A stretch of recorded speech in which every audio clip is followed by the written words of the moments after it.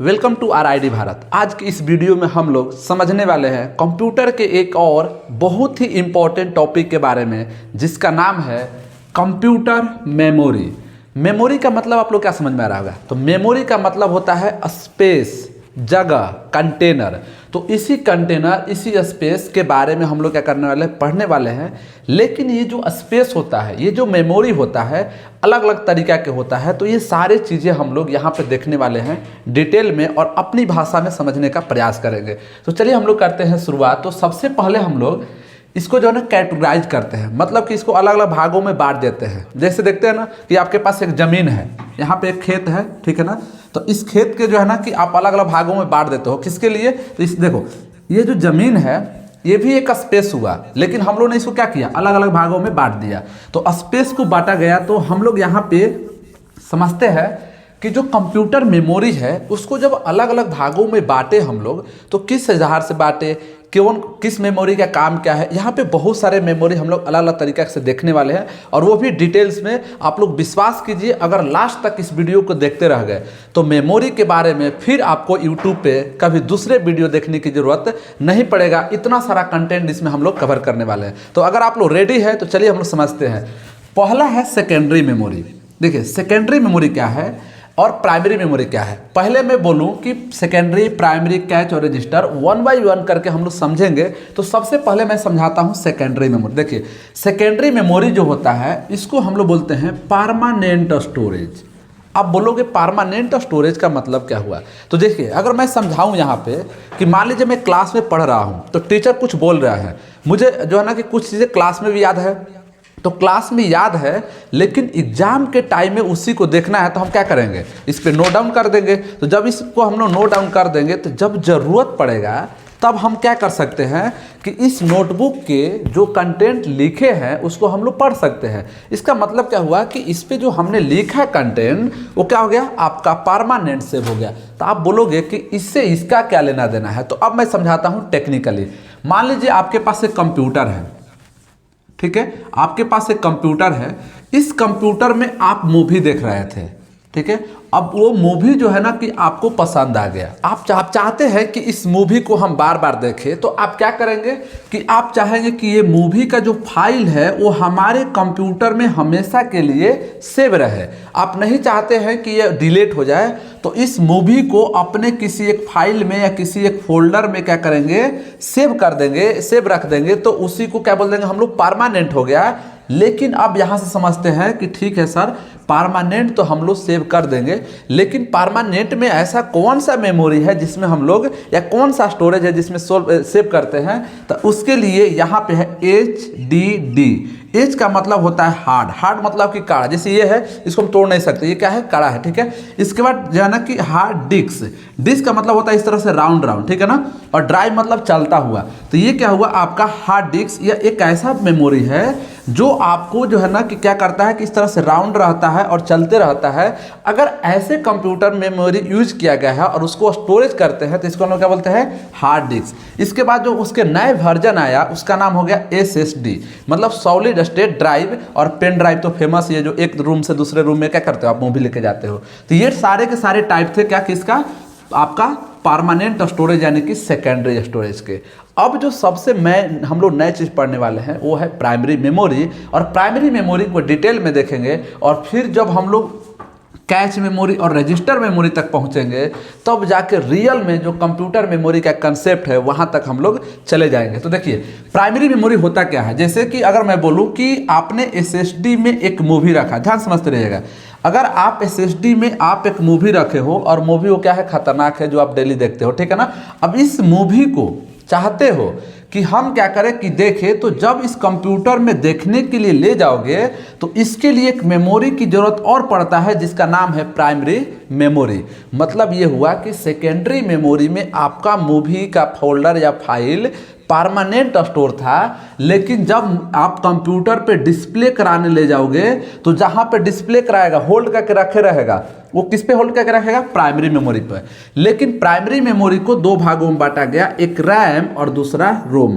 तो आप बोलोगे कि सर ठीक है, प्राइमरी मेमोरी में तो होल्ड करके रखेगा, लेकिन रैम में रखेगा कि रोम में रखेगा। तो अब यहां से समझते हैं हम लोग कि ये रैम में रखता है कि रोम में रखता है। देखिए मैं बता देता हूँ पहले रोम के बारे में, तब हम लोग आएंगे रैम के बारे में, क्योंकि आप लोग गेम खेलते होंगे तो सबसे पहले किस पे ध्यान देते होंगे, रैम पे।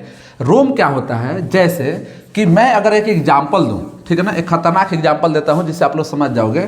तो देखो यहाँ पे जो है ना कि पगली है, ठीक है, देखिए मैं बना दे रहा हूँ, यहाँ पे एक पगली है। अब इस पगली क्या हो रहा है, शादी हो रहा है। तो शादी होगा तो कहाँ जाएगी, ससुरा जाएगी। तो जब ससुरा जाएगी तो इसके माइंड में इसके मायके के लोग पढ़ा देंगे, ध्यान समझिएगा, इसके मायके में इसको पढ़ा दिया जाएगा कि तुमको जाना है और सासू जी को टाइम पे खाना नहीं देना है, और सासू जी को खाना देना है तो पानी नहीं देना है। मतलब लड़ाई झगड़ा लगाने वाला सारा का सारा काम इसको कहाँ सिखा दिया गया, मायके में, गई कहाँ, ससुरा में। तो आप बोलोगे सर इससे क्या लेना देना है। तो अब इससे लेना देना यह है कि ये जो इसका डेटा है ना, इसके मायके में ही परमानेंट सेव कर दिया गया। अब ये जब जाएगी ससुरा में तो इसको आप माइंड से नहीं निकाल सकते हो। लेकिन बोलोगे नहीं सर ये जो है ना कि पगली है किसी दिन चेंज हो जाएगी, तो उसको भी हम लोग आगे समझेंगे। अब हम लोग टेक्निकली आते हैं। मतलब ये हुआ कि जब कंप्यूटर आपको बनाया जाता है, यानी कि जब कंप्यूटर को मैन्युफैक्चरिंग की जाती है, जब असेंबल किया जाता है, उस समय आपके कंप्यूटर में कुछ डेटा को परमानेंट सेट कर दिया जाता है, जिसमें उस कंप्यूटर से रिलेटेड इंफॉर्मेशन, जैसे कि आप लोग देखे होंगे नोकिया में जब पहले ओपन करते थे तो इस तरह से आता था, टच करता था, या अभी ओपन करते हो तो आप कंपनी का नाम लिखा जाता। जितने भी कंपनी से रिलेटेड इंफॉर्मेशन है उसको हम लोग कहाँ सेट करते हैं, परमानेंट रोम में, यानी कि इसको क्या बोलते हैं, read only memory. Read only memory मतलब आप सिर्फ देख सकते हो उसको, ना तो डिलीट कर सकते हो ना तो एक्सेस कर सकते हो, टुक टुक क्या करते रहो, देखते रहो। मतलब ये हुआ कि आपका जो, जिस मैंने लड़की को बोला वो परमानेंट क्या हो गया, उसके माइंड में सेट हो गया। लेकिन जब रियल में कोई भी एप्लीकेशन काम कराते हो, जैसे मान लो फेसबुक को आपने क्या किया, अपने सेकेंडरी मेमोरी में स्टोर कर दिए हो, और फिर जब क्लिक करना चाहते हो, किसके लिए, आप देखना चाहते हो पगली का फोटो कहाँ पे, फेसबुक क्या क्या अपडेट की है, तो जब जैसे ही इस पर क्लिक करते हो तो क्लिक करते हुए ये क्या आएगा, सेकेंडरी मेमोरी से आएगा आपके जब मॉनिटर पे देखने के लिए। और इसके अंदर जो सीपीयू काम करता है, इसके बीच में एक मेमोरी लगा रहता है जिसको हम लोग बोलते हैं रैम। यानी कि रैम क्या किया, सेकेंडरी मेमोरी से जो डेटा इसको होल्ड करके रख दिया, और इसको होल्ड करने के बाद सीपीयू प्रोसेस किया और डिस्प्ले कर दिया। यानी कि रैम का काम यहाँ पर इंपॉर्टेंट हो चुका है। अब मैं इसको समझा देता हूँ आसान भाषा में ताकि आप लोग समझ सकते हो, ठीक है ना। तो रैम क्या करता है, रैम इस तरह से हम लोग इसको डिजाइन करते हैं यहाँ पे कि मान लीजिए आपके पास क्या है, ये सीपीयू है। आपको पता है कि कंप्यूटर के सारे काम कौन करता है, सीपीयू करता है। अब यहाँ पे आपका एक मेमोरी है जिसका नाम है सेकेंडरी मेमोरी, जिसमें परमानेंट स्टोरेज बोलते हैं। यहाँ पे होता है आपका रैम। अब देखिए एकदम डायग्राम के माध्यम से आसानी समझेंगे। यहाँ पे क्या है, रैम है, ठीक है, यहाँ पे रैम है।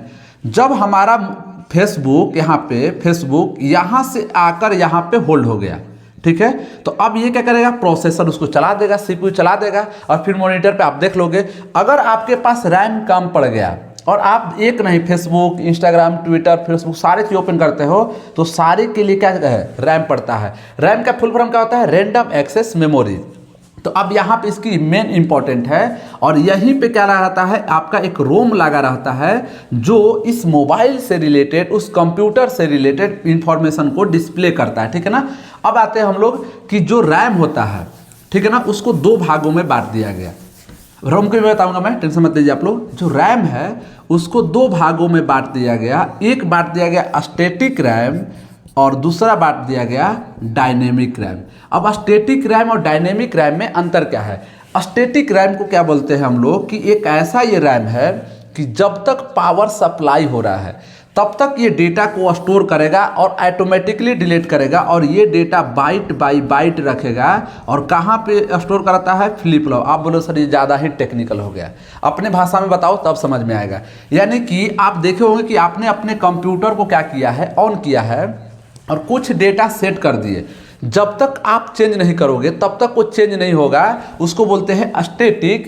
लेकिन है कहाँ, रैम पे। और रैम क्या है, रैम एक वोलाटाइल मेमोरी है। अब बोलोगे वोलाटाइल का मतलब क्या हुआ, यानी कि रैम में वही डेटा रहता है जब तक आपके कंप्यूटर में पावर को सप्लाई किया जाता है। जबकि मैंने पिछले डिस्कशन किया रोम, तो रोम एक नॉन वोलाटाइल मेमोरी है। नॉन वोलाटाइल का मतलब कि कंप्यूटर में अगर जब तक इलेक्ट्रिसिटी जा रहा है तब तक भी डेटा को रखेगा, और उसमें डेटा अगर मान लीजिए आपका कंप्यूटर ऑफ हो गया तो भी डेटा रखेगा। इसको हम लोग बोलते हैं नॉन वोलाटाइल। तो अब यहाँ पे बोलोगे सर डी रैम क्या होता है, तो देखिए जो डी रैम होता है ये इसको बोलते हैं डायनेमिक एक्सेस रैम। ये डायनेमिकली काम करता है, यानी कि ऑटोमेटिक डेटा को इधर उधर करता है जब कभी भी एप्लीकेशन ओपन करते हो। इसके और भी टाइप्स होते हैं, जैसे सिंक्रोनाइज होता है, ये सिंक्रोनाइज होता है, DDR4 होता है, डबल डेटा रेट। उसको हम लोग किसी दूसरे वीडियो में हम लोग डिस्कस कर लेंगे, ठीक है। अब आते हैं हम लोग रोम के बारे में। देखिए जो रोम को हम लोग पढ़े थे, अब यहाँ से पढ़ते हैं इसके बारे में और भी डिटेल से। तो देखिए रोम क्या है, रोम भी एक परमानेंट स्टोरेज है। अब ध्यान समझिएगा, ये भी एक परमानेंट स्टोरेज है। तो आप बोलोगे सर जब परमानेंट स्टोरेज है तो सेकेंडरी मेमोरी में इसमें अंतर क्या है। लेकिन रोम के डेटा को एक यूजर कभी भी डिलीट नहीं कर सकता है, जबकि आप अपने हार्ड डिस्क को या SSD को या पेन ड्राइव को पूरे के पूरे खाली कर सकते हो, ठीक है ना। तो इसलिए इसको हम लोग बोलते हैं क्या, नॉन वोलाटाइल मेमोरी, क्योंकि कंप्यूटर को ऑफ होने के बाद भी ये डेटा को स्टोर करके रखे रहता है और कंपनी से इंफॉर्मेशन जो है ना कि इंफॉर्मेशन दिखाता है। अब देखिए रोम को जो है ना कि अलग अलग भागों में बांटा गया है। यहाँ पे मैं बता रहा हूँ रोम। अब जो रोम है इसके डेटा को हम चेंज ही नहीं कर सकते हैं। तो सपोज डेट मान लीजिए कि अब वही एग्जाम्पल पे आते हैं जहाँ पे मैंने एक लड़की का एग्जाम्पल दिया कि वो अपने सासू, देखिए अगर आप शुरू से वीडियो नहीं देखेंगे तो पूरा जो है ना कंटेंट अच्छे से क्लियर नहीं हो पाए, क्योंकि मैं एक वे में बता रहा हूँ, ठीक है ना। तो अब जो ये लड़की अपने ससुरा आई थी, इसके माइंड को क्या कर देगा, पढ़ा दिया गया था। तो इसको चेंज कैसे कर सकते हैं, तो इसको चेंज करने के लिए हम लोग सीरियल दिखाएंगे या प्रोग्राम दिखाएंगे और कहेंगे कि देखो सास बहू कितना प्यार कर रही है। तो जब वो तब वो प्रोग्राम देखेगी, यानी कि इसके माइंड में जो डेटा गलत सीख के आई थी कि सासू माँ को गाली बकना है या सासू माँ को खाना टाइम पे नहीं देना है, उसको इस प्रोग्राम को देखने के बाद चेंज कर सकती है। मतलब कि रोम के भी डेटा को चेंज किया जा सकता है, किसके माध्यम से, पी मतलब प्रोग्रामेबल रीड ओनली मेमोरी, ठीक है। लेकिन जैसे ही धारावाही खत्म हुआ अगले दिन फिर वही हरकत करने लगी। अगर हम लोग ऐसा टेक्निक खोजते कि इसके माइंड में, जो पगली के माइंड में डेटा था उसको ही डिलीट कर देते, इरेज कर देते, तो फिर क्या होता, फिर वो सासू माँ से अच्छे से बिहेव कर लेती। तो यहाँ पे एक नए तरीका के रोम बनाया गया जिसको बोला गया EP रोम, यानी कि erasable programmable read only memory. यानी कि इसके माइंड में, यानी कि जो रोम में परमानेंट डेटा होता है उसको हम लोग प्रोग्राम के माध्यम से इरेज कर सकते हैं, मिटा सकते हैं। और इसके बाद एक और बना दिया गया EEP रोम, यानी कि अगर इसके माइंड से डिलीट करा दिए फिर भी ये क्या कर रही है कि आपको वही हरकत कर रही है, तो हम लोग इलेक्ट्रिसिटी लगा देंगे और पूरा परमानेंट डेटा क्या हो गया, खत्म हो गया। इसका मतलब होगा electrical erasable programmable read only memory. तो ये कंप्लीट डिफिनेशन था किसके बारे में, तो हमारे प्राइमरी मेमोरी और सेकेंडरी मेमोरी के बारे में। तो अब आते हैं कि आप बोलोगे कैच मेमोरी क्या होता है, रजिस्टर मेमोरी क्या होता है। तब मैं समझाता हूं कि कैच मेमोरी, जैसे आप लोग अपने मोबाइल के फोल्डर में देखे होंगे कैच मेमोरी, ठीक है ना। तो फिर वही डायग्राम बना रहा हूं मैं यहाँ पे एक CPU है, यहाँ पे एक CPU है, यहाँ पे एक क्या है आपका एक सेकेंडरी मेमोरी है और यहाँ पे आपका प्राइमरी मेमोरी है, ठीक है। अब देखिए CPU को कुछ भी काम कराने के लिए डेटा लेना पड़ता है, कहाँ से लेगा, प्राइमरी मेमोरी से, ठीक है। अब प्राइमरी मेमोरी, लेकिन आपका एप्लीकेशन कहाँ स्टोर रहेगा, सेकेंडरी मेमोरी में। लेकिन मान लो कि आप फेसबुक को दिन में 20 बार ओपन कर रहे हो, तो फिर क्या करोगे, तो अब बोलोगे कि सर बार बार ओपन करेंगे, तो CPU इससे तंग आ गया, बोला कि जो फ्रीक्वेंट डेटा है, ध्यान समझिएगा एक वर्ड है फ्रीक्वेंट डेटा, यानी कि जिस एप्लीकेशन को बार बार ओपन करते हो उसके डेटा को एक नए फोल्डर में बना के रख दो, उसी को बोल दिए हम लोग CM साहब। अब बोलेगे समझ में नहीं आया, तब मैं इसको आसान समझाता हूँ, तब टेक्निकली आऊँगा। मान लो आपके पास एक कुकर है, ठीक है ना, ये कुकर है, इमेजिन कीजिए इसमें मैगी बना हुआ है और आपको एक प्लेट है, इस प्लेट में इस मैगी को खाना है। तो अगर इस प्लेट से इस यहाँ से मतलब मैं बात बोलूँ कुकर से प्लेट में खाना है तो मैगी को इस प्लेट में लाना पड़ेगा। तो यहाँ पे एक आप स्पूंज लगाओगे, चम्मच लगाओगे। तो अब रियल में खाना किससे है? प्लेट से। लेकिन ये डेटा कहाँ से आएगा? मतलब आपका मैगी कहाँ से आएगा? कुकर से। तो यहाँ से आया और फिर यहाँ पर रख देना कि ये सिर्फ और सिर्फ होल्ड करने काम कर रहा है। तो आप बताओ, कुकर सबसे बड़ा हो गया, इसके बाद प्लेट हो गया, सबसे छोटा क्या हो गया? ये स्पूंज हो गया। तो इसी स्पूंज का काम कौन करता है? कैच मेमोरी करता है, ठीक है ना। यानी कि अब यहाँ पे हम लोग समझते हैं कि जो कैच मेमोरी होता है ये क्या होता है? छोटा। जैसे आपको खाना था तो छोटा वाला पे जो है ना कि चम्मच से आसानी से ले सकते हैं क्योंकि छोटा है। तो सबसे फास्ट मेमोरी कौन होता है? Cache memory. यहाँ पे सीए मेमोरी जैसे को बोलते हैं, ठीक है ना। अब ये जो एक फोल्डर है जो आप इसको डिलीट कर सकते हो, बहुत ही कम डेटा में, यानी कि MB में ही डेटा को रखता है, GB में डेटा को नहीं रखता है। अब हम लोग समझते हैं अगला कि सर रजिस्टर मेमोरी क्या है। तो देखिए रजिस्टर मेमोरी को क्या किया गया कि CPU को यहाँ भी जाने में बार बार टाइम लगता था, तो एकदम जो पूरे डेटा जो फ्रीक्वेंट था उसको अपने अंदर एक मेमोरी का पार्ट बना दिया और बोला कि CPU के अंदर एक छोटा सा पार्ट होगा जिसका हम लोग बोलेंगे रजिस्टर मेमोरी। और ये मेमोरी साइज में सबसे छोटा होता है और ये क्या होता है? सबसे फास्ट होता है। यानी कि कंप्यूटर के दुनिया में सबसे फास्ट मेमोरी कौन है? Register memory. समझ में आया? अब मैं बताता हूं एक और लास्ट जिसका नाम है वर्चुअल मेमोरी। आई होप कि ये वीडियो बड़ा हो चुका होगा, लेकिन आप लोग देख रहे हैं कितना इंटरेस्टिंग चीज़ है, इसलिए आप लोग लास्ट तक क्या रहिए, बने रहिए। अब जो है ना, अब मान लीजिए कि आपके पास रैम था 5 GB 8 GB, मान लीजिए यहाँ पे 8 GB रैम था, ठीक है ना, ये रैम था। आपको गेम खेलना था और उस गेम के लिए चाहिए था क्या क्या? 12 GB रैम। अगर मान लो ऐसा कुछ होता कि हमारे पास ये 1 TB डेटा पड़ा हुआ है, इस 1 TB डेटा से हम क्या करें कि कुछ प्राइमरी मेमोरी बना दे तो कितनी आसान काम होता। तो साइंटिस्ट लोगों ने क्या किया, इस समस्या का समाधान किया और आपके सेकेंडरी मेमोरी से एक अलग टाइप के मेमोरी बना दिया। इसी को बोला गया वर्चुअल मेमोरी। तो कोई पूछेगा कि वर्चुअल मेमोरी किस टाइप का मेमोरी है, तो आप बोल सकते हो कि virtual memory kind of primary memory है लेकिन सबसे स्लो है। तो अब ओवरऑल एक लास्ट ग्राफ बता देता हूं मैं और यहीं से हम लोग इस वीडियो को क्या करेंगे, द एंड करेंगे। तो सबसे टॉप पे क्या हुआ? Register memory. इसके बाद कौन हुआ? Primary cache memory. इसके बाद कौन सा हुआ? रैम, ठीक है। इसके बाद कौन हुआ? Virtual memory. और सबसे लास्ट में क्या हो गया? आपका सेकेंडरी मेमोरी। देखिए जैसे जैसे ऊपर जाएंगे इसका स्पीड बढ़ते जाएगा, मतलब फास्ट मेमोरी होगा, और जैसे जैसे नीचे आएंगे इसका स्पीड क्या होगा? स्लो होते जाएगा, ठीक है ना। ये तो हो गया स्पीड का साइज।